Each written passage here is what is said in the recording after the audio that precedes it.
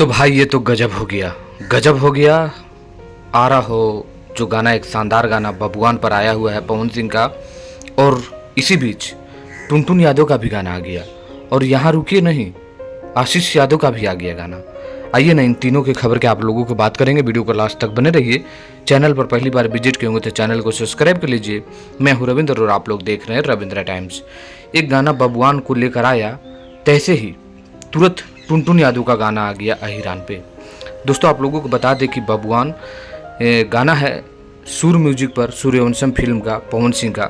गाना का बोल बहुत ही लाजवाब है, प्रखंड हो या जिला बबुआने से हिला। और ये गाना पहले ही एक धर्मवीर कोई करके है, उसने गाया था, लेकिन कहाँ कोई रुकने वाला है।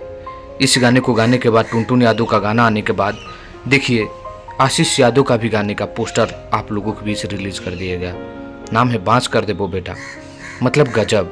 इस समय एक बार की फिर से शुरुआत, जातिवाद गाना का शुरुआत हो चुका है। और इसकी शुरुआत पवन सिंह को आप लोग अपने फिल्म के गाने में देखने को मिल सकता है, जिसमें बोला गया है कि प्रखंड हो या जिला, यानी जहाँ भी हो वो बबुआन से ही हिला। और इसके जवाब में टुनटुन यादव ने ही रात में गाना आप लोगों के बीच टुनटुन यादव ऑफिशियल पर रिलीज कर दिए। उसको नहीं देखे होंगे तो जाकर देख लीजिए।